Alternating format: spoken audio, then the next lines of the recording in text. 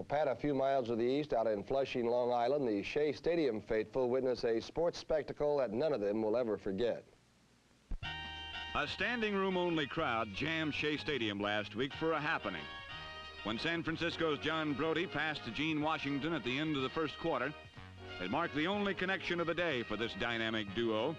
But it didn't seem to matter because another Washington, Vic, number 22, continued the 49er thrust to the end zone.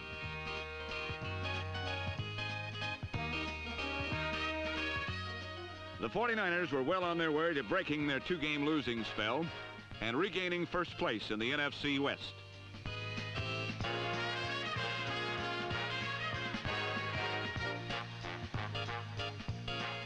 For the 7th straight game, Bob Davis was at quarterback for the Jets.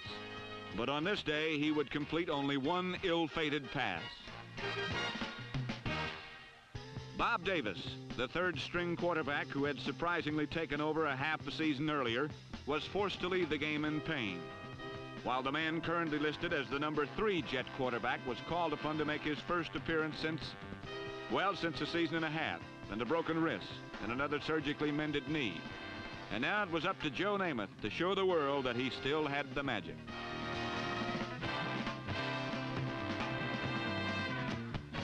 Namath's first 2 passes bounced harmlessly on the grass.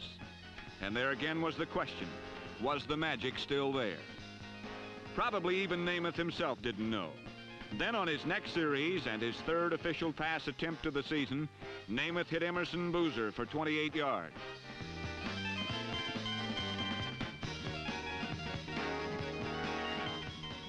Next, Namath tried to hit Rich Castor at the left sideline, but Bruce Taylor stepped up, grabbed the ball, and dashed all the way to the Jets' 2-yard line.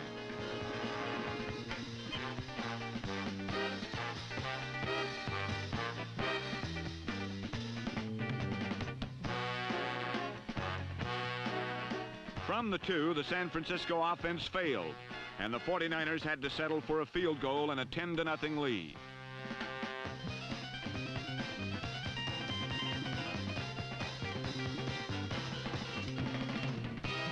On the next New York series, Namath completed 2 of 2 for 42 yards. But from the San Francisco 1-yard line, rookie running back Steve Harkey fumbled into the end zone, and only Jimmy Johnson's injured arm painfully prevented a New York touchdown.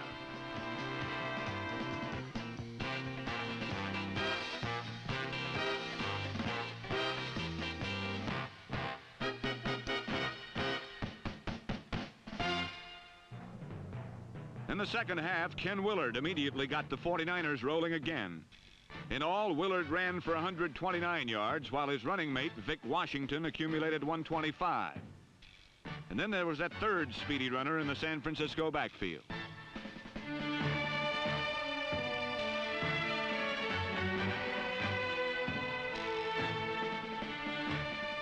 John Brody's touchdown put the 49ers comfortably ahead, 17-0, early in the 3rd period.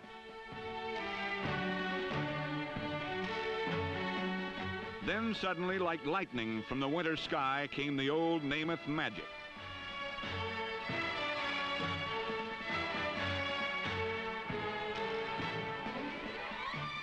Rich Castor's 57-yard touchdown made the score 17-7. And there it remained until early in the 4th quarter when John Brody found Vic Washington all alone, and suddenly the game seemed over at 24-7.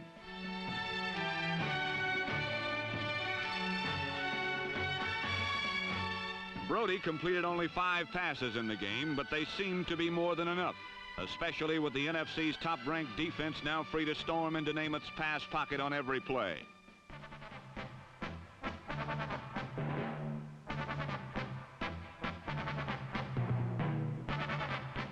But despite the pressure, once again, Namath found Rich Castor heading for the end zone, and the Jets were closer at 24-14.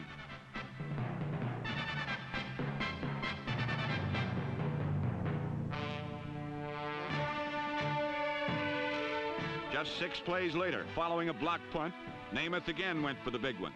This time to little Eddie Bell, number 7.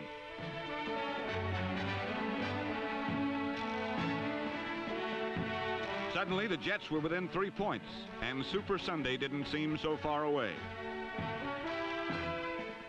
With less than 2 minutes to play, the Jets got the ball for the last time. And again, Namath went for Bell.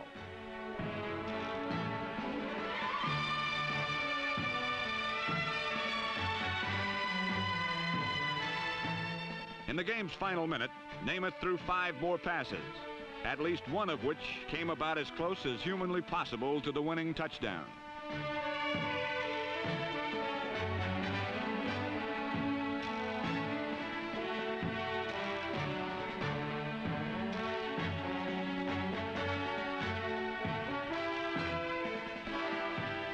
With only 16 seconds to play, Namath had a 3rd and 10 at the San Francisco 19.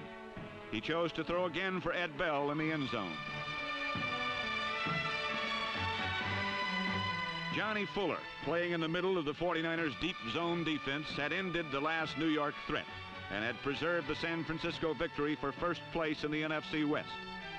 But the name everyone was repeating over and over was not Johnny Fuller, or Ken Willard, or Vic, or Gene Washington, or even John Brody. It was Joe, for Joe was back, and the magic was there again.